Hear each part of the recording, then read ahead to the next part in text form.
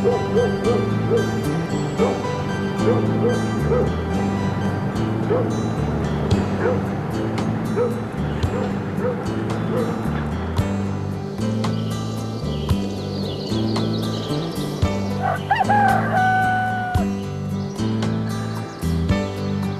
the name Farmers has been around for 70 years, but the co-op itself began in a farm kitchen in Windsor in 1961. I feel we've been very successful in marketing high-quality products throughout the Maritimes.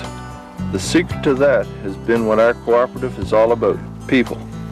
The quality of people we have working running our cooperative, along with the shareholder producers themselves. People working together. Our focus has always been on quality, and it starts on the farm and ends on the consumer table. That blue tag on her collar, that's a microchip. When the cow puts her head in the feeding stall, a sensor reads that and gives her exactly what she needs for maximum production. Now the milk flows from the milker claw and is filtered through those stainless steel pipes to a refrigerated tank. And the nice thing about this is that it's never touched by human hands. This ensures a high level of quality, something that we're always striving for at Farmers. We generally milk about 80 to 100 cows at any given time, and I believe that amounts to about 1,000 liters per milking, and we do that twice a day. It's a satisfying way to live. Joanne and I always thought that a dairy farm would be a good place to raise a family. I enjoyed delivering milk for Farmers Dairy. It's a nice feeling being out at this hour of the morning. When I'm out on the road, there's nobody out here but myself. I get a kick knowing at 9 o'clock in the morning, most people are stuck in traffic and I'm halfway through my day. It's nice to know that people will open their door and find the milk that they've ordered sitting on their doorstep, and it's all ready for breakfast.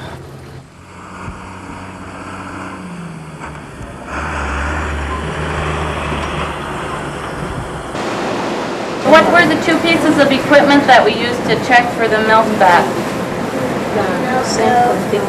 Yeah. The Milko tester is one that we use most often, and that's a simple procedure where you take a sample of milk, you lift up the sampler and it sucks up a small amount of milk, and then it feeds it in through a little funnel, and it ends up giving you a digital readout of the amount of milk fat in the milk. So if it's 3¼ % milk fat that we're looking for, it will give us a range of 3.2 to 3.3. This is the milk carton when it comes into the dairy. Just a flat piece of cardboard. But it has all kinds of little creases on it that makes it easier to fold when it goes through the machine. Okay? And what is it going to do first? Puff it up. Okay, so it's a box shape like that. Then what do we have to do? We have to do the bottom. And I can't do it as good as the machine can. And it ends up sealing that. It presses it and it has a heat seal, so it's pressed tight. Okay, so we have the bottom form, and we want to make sure that it's really tight, that no milk leaks out.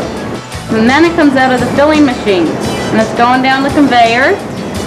And what do we have to do? What is missing on this carton? The best before date.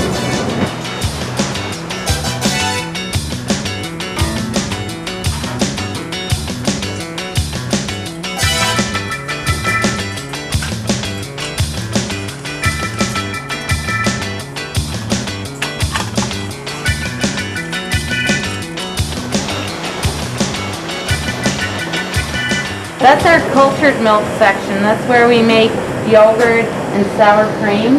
We make it in different size containers. It's quite manually operated. You can tell by the number of people that are working down there.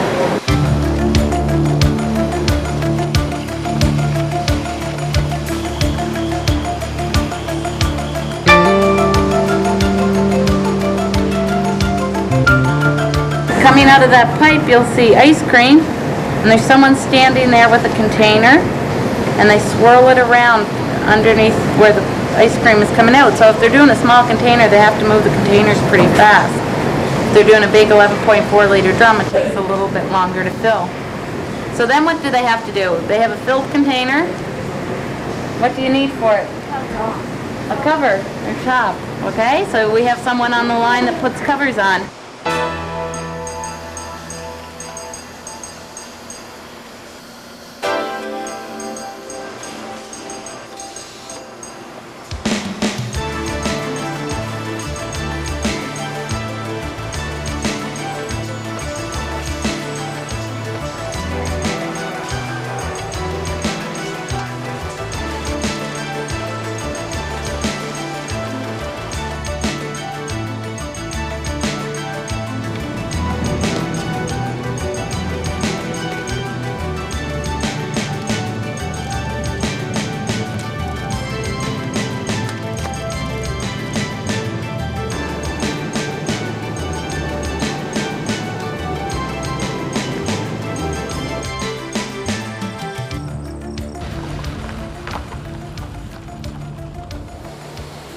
To make cheese, you start with top quality milk. Then we add a bacterial culture, a natural coloring, and a natural enzyme called rennet, which makes the milk coagulate in these vats. The result is curds, like these, and whey, which is the liquid you see here. We drain off the whey, and then we cut and pile the curds. This process is called cheddaring. After cheddaring, the curd is milled. We'll add salt to expel the whey cream and dry the curd even more. Then we'll put the curd into these hoops, which is a 3-piece stainless steel form, and we'll put the hoops under pressure. You can see the hydraulic ram at the end. Tomorrow morning, it'll look like this, a 20-kilogram block of cheddar cheese. The whey gets spray dried into powder and used for products like ice cream. We also manufacture butter, buttermilk powder, and skim milk powder.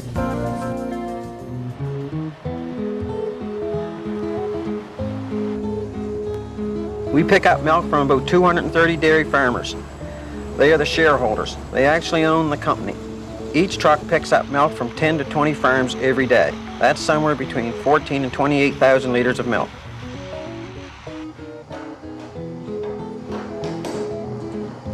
Before I can accept a tank of milk, I have to check that the temperature isn't over 7 degrees Celsius, which is 45 degrees Fahrenheit. I taste for flavor. I make sure that the milk looks right. When I get back to the plant, they check it again. Every point in the process, we're checking for quality.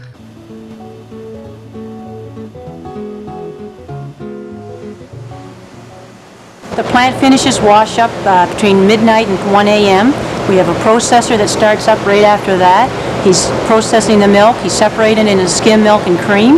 We'll blend some of the cream back into the skim milk to give us the 1%, 2%, or 3.25%. And from there, we'll homogenize the milk. It's at this stage that we add our vitamins, which is a legal requirement by the government. And then we'll also send some milk over to the yogurt area. And after that, the milk will be pasteurized, where it goes up into a pasteurized storage tank to be filled later on in the day. This is the ultra-high temperature production line where we produce milkshakes, long-life milk, and juice. These products are pasteurized at such high temperatures that no bacteria survive, so the product can be stored at room temperature. However, once the package is open, it must be kept refrigerated. Our coffee creamers also receive the high pasteurization temperatures, but they must be kept refrigerated.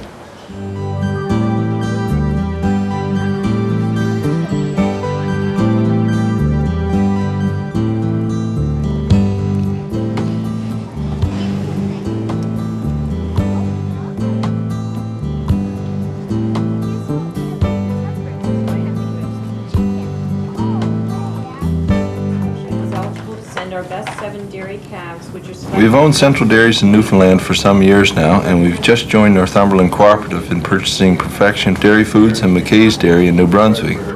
Our goal is to become an Atlantic-wide operation, and the expansion moves us much closer to that goal. We presently now have 530 employees and annual sales that reach to $120 million a year. We're, I feel, a fairly large, efficient, dynamic company, but we're still a cooperative, one that's owned and operated by the farmers themselves.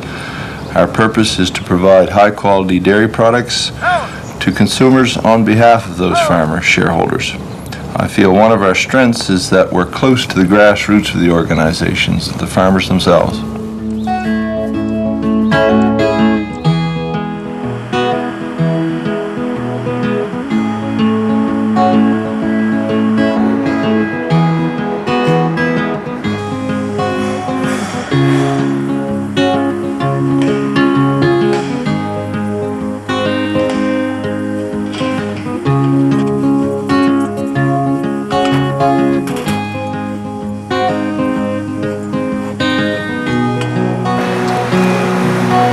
Well, that's just about it for today. Now that I've got the milk all into the raw silos, I go on and wash the inside of my tank, and that's all done by a spray ball system automatically, and cleaning solutions which cover every inch of the tank inside. And then I wash the outside, and that's all done by hand.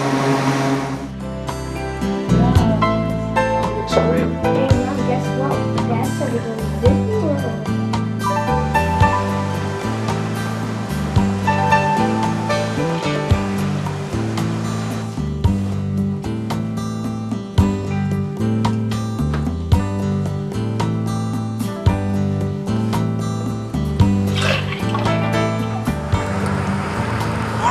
Morning, Charlie. Gonna have another hot one. Yeah, another hot one. We can stand it. Well, I'll break it inside and start the yogurt. Okay, take it easy. Yeah, Good see you day. later.